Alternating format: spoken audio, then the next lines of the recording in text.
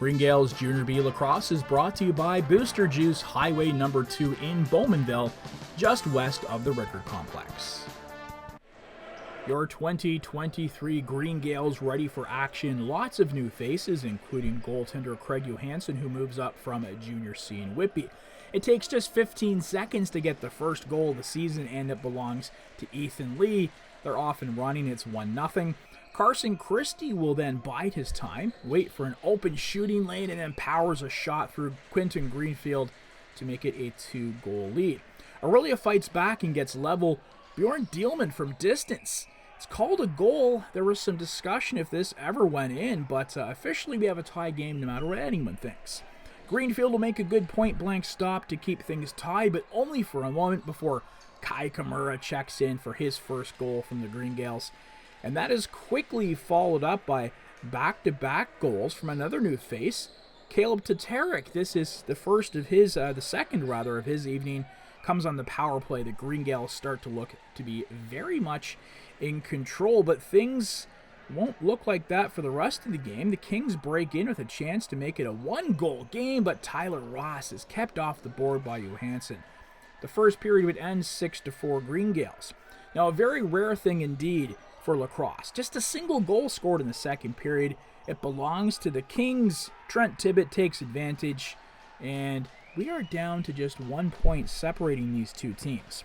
Into the third period, Ethan Lee breaks in with Owen Lee, and Owen will pocket the first of his 2 on the night to match the 2 goals from Ethan Lee, and that will no doubt make head coach Jay Lee very happy.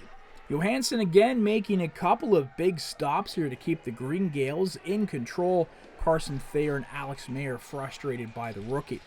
Also frustrated is Tibbett, who wants to square up with Aiden Urbach, but Urbach, instead of trading punches, smartly trades a minor penalty for a major that was given to Tibbett.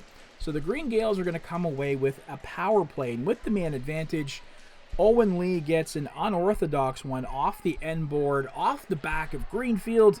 The boys behind the glass are celebrating long before anyone else knows it's a goal, and this one is going to be 9-5. They'd add one more. 10-5 is your final for the Green Gaels, who get the season off started on the right foot. So the guys did start great, guns a-blazing, and then I think got a little bit carried away, and they were pushing the pace hard, but not necessarily smart. Third period, the boys were challenged to tighten it up on both sides of the ball. I thought our D did a really good job. We transitioned smart in both directions, and our O guys did a good job at getting the ball low and starting our attack from down low. I thought we spent a lot of time with the ball up high in the first 2 periods, and didn't really get any depth in our offense. So they adjusted well, and we came out on the right side of things. I think that there was a massive pacing difference, and I wasn't really ready for it, especially in the first period. They came out and scored 4 goals that I'd like to have back. I needed to remember that it took me a little bit to get into stride, and after the first period into the second and third, it became much easier, and I settled in much nicer. A great win from the team.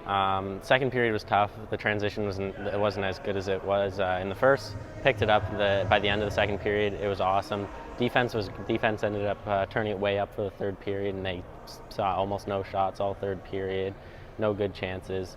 They started taking bad penalties. The game started getting a lot easier.